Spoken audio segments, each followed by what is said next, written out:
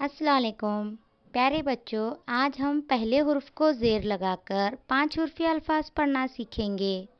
इतवार इतवार, खिदमात खिदमात, दिलदार दिलदार, दिलशाद दिलशाद, रिजवान रिजवान,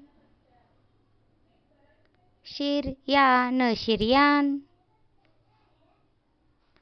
इमरान इमरान, इरफान इरफान, किरदार किरदार, मिकदार मिकदार,